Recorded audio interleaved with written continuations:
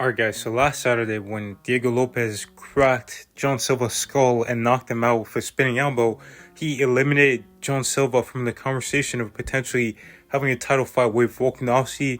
And now there's a lot of contenders in the featherweight division that are getting a little bit confused, and they're starting to get a little bit greedy, I would say, and they're just saying, hey, I'm next.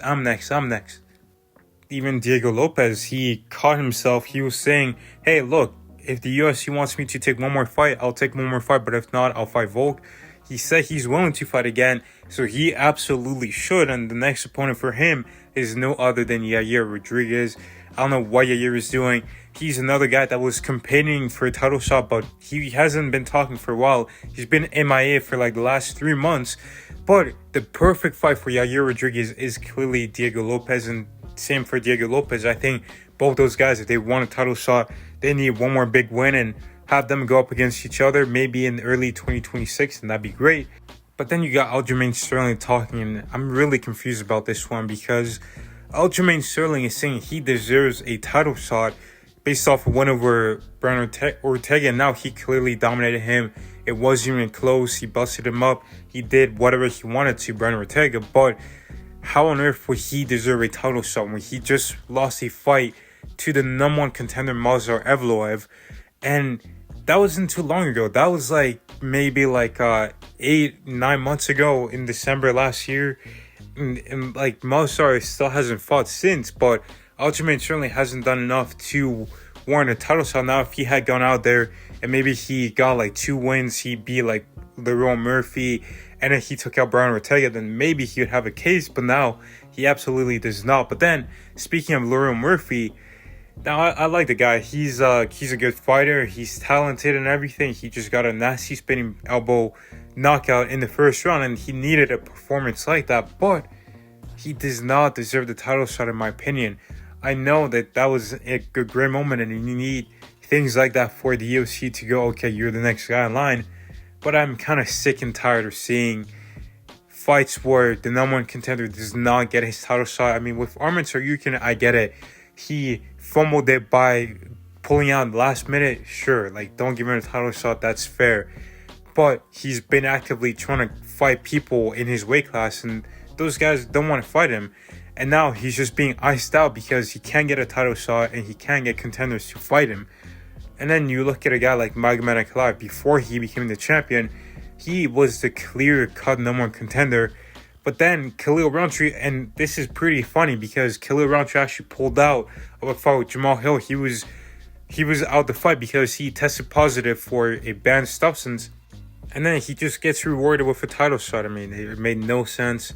And we saw what happened when Ankalaev got in there with Pereira. He showed that he was the uncurled champ. And to be honest, the UFC just wasted everybody's time, including Volkanovski, because Volk could have fought maybe in the summer. He could have fought even in September. There's no pay-per-view in September. He could have been fighting in Australia at a pay-per-view. Instead of making it a fight night, they could have made a pay-per-view with Volkanovski headlining back in his home for the first time in 2 years. But instead, the UFC's like, nope, we're not going to give Volk a fight. We're just going to ice him out. We're not going to do a pay-per-view in September either, for no reason. So Volk gets to sit out for no reason. He said he wanted to stay active, and he could have fought. He could have fought Movsar Evloev, but the UFC was stubborn, and they wanted to push this guy, Aaron Pico, into a fight with the number one contender, which made no sense. He got knocked out in the first round. And now you just wasted Volk's time because he's only going to get to fight once this year. And he's only getting older as time goes on. He could have fought twice in two more times in 2025. And I said he's just going to fight one more time in December. That's even 100% confirmed. He might actually fight in January or February because the fact that Ilya is going to fight in December as well. It's going to be a busy schedule. The November pay-per-view is already booked up. So it's going to be tough to get Volk a fight. But he could have fought. But the UFC was being silly and stubborn, but they can make things right, and this is exactly what they should do. They should make Alexander Volkanovski versus Movsar Evloev in December.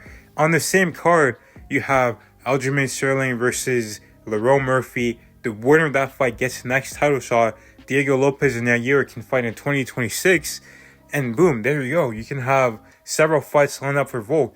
Volk goes out there, he beats Movsar, which I think he will Then you have him taking on the winner, Aljamain Sterling and Lerone Murphy. He fights the winner of that fight, and then he can maybe look to fight Diego Lopez if he beats Yair Rodriguez or maybe Arnold Allen or someone else.